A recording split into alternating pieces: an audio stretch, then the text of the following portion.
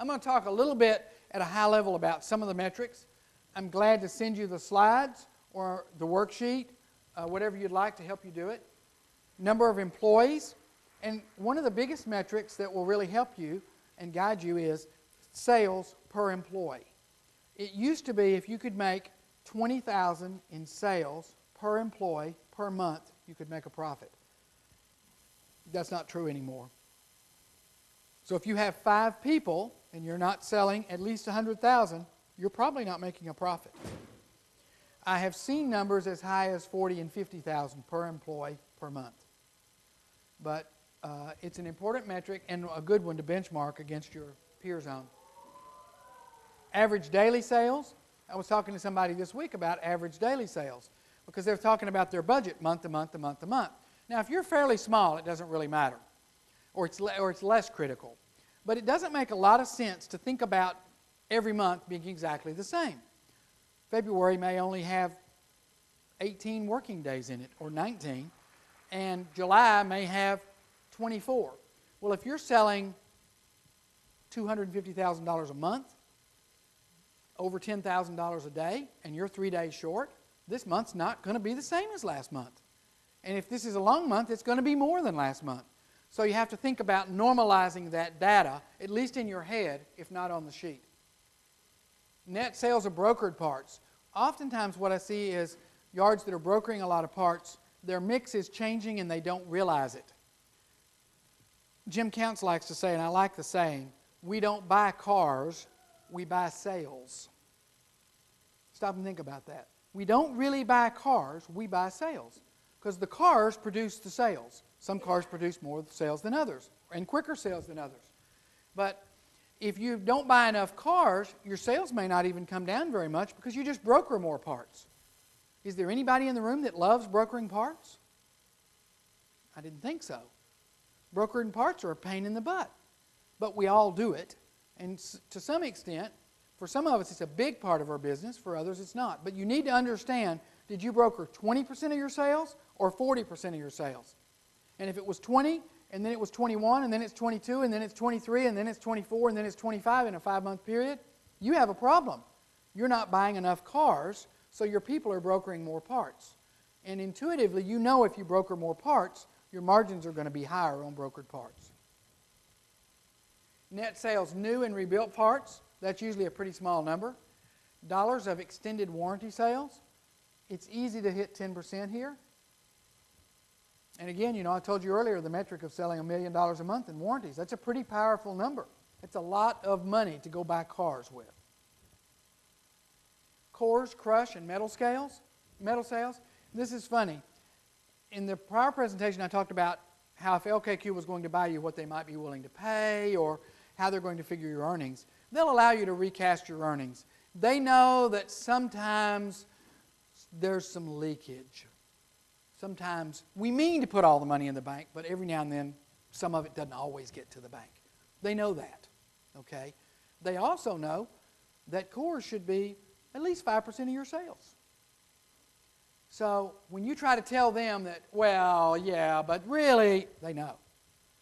And not only that, but they can measure, they can measure whether or not there's any theft within the stores, either theirs or the ones they're buying, based on core sales, because that tends to be where people steal from. It's an interesting metric in the self-service side of Schnitzer. One of the earlier metrics that they came up with, it still blows my mind. They could tell whether a store manager was stealing cash because they knew based on the Coke machine. So here's the metric. How many Cokes they sell is directly related to how many customers they have, and how many customers they have is directly related to how many sales they have because they know what they should sell per customer. And when you have enough facilities and this number gets big enough, when they don't buy enough Cokes, it's because they know that what the sales should be relative to how many Cokes were sold and relative to the admissions. And so if the sales number is not right, the manager's stealing money usually. And so they dive in and they audit and they find out where the stealing's going on, and they fire the manager or whoever's accountable for it. But who would have thought you could use the number from the Coke machine to figure out whether your other numbers might be close? net sales used parts, freight, and other sales. I always amaze people that don't measure their freight sales. Freight is a big deal nowadays. If you're small, it's still a big deal. And we always try to make a profit on freight. We published a guide for the salespeople to use for their freight, and we tried to make at least 10% on freight. In other words, meaning that if we charged our customers $10,000 this month to ship parts, we wanted to spend $9,000 shipping the parts. And $9,000 was after the returns. In other words, gross freight cost shouldn't be any more than freight sales. But if you don't measure freight sales, you don't know that. And it's a huge source of leakage. I'm always amazed at the yards that are charging for freight, but when they go and analyze the freight bills, they've got double in freight bills what they're really charging for freight. And again, if you don't measure that metric, you won't know. Number of parts vehicles bought, average cost of the vehicles, actual cost of the total vehicles, cost of sales projected. Don't know how many of you are doing this, but it's a really critical metric. And it's going to be one of the most critical ones going forward. We all know the single biggest expense we have is in buying cars. So you need to understand whether 50 cents worth of cars produces $1 in sales or $1.10 in sales, and what period of time, and which buyer. And so Pinnacle projects the sales. I don't know about AutoInfo and Hollander. Their systems are somewhat less sophisticated, but they do project the sales a little bit. But if your computer won't project your sales, it's okay. Ask the person buying the car to project the sales. Surely they figured out what the parts were going to be on the car, because shouldn't they have paid something that was relative to what the parts are? You put that in one of the fields in your computer records or in your auto records or whatever, and then come back, cycle back in some number of months, because if he said that he spent $10,000 on cars and they were going to produce $20,000 in sales, and they haven't produced 20, why? Which cars did or didn't? Sit down, go over the cars. What did he project versus what he got? Because then he can figure out the mistakes he's making on buying the cars. It's so critical. And you can compare the buyers to each other, and you can compare the auctions to each other. You know, some of the auctions you get really good deals at, and others you don't. Intuitively, you may know a little bit about that, but it would be nice if you could put a number to it. Average numbers of dismantlers, number of salespeople, average invoice. What is the average invoice? Sometimes you don't know what's right, but you know what's wrong, or you don't know what's wrong, but you know what's right. If everybody's average invoice is about the same and his is a whole lot less, why? What is he doing differently? Is he selling his parts too cheap? Is he focusing on the wrong kind of parts? Credit dollars.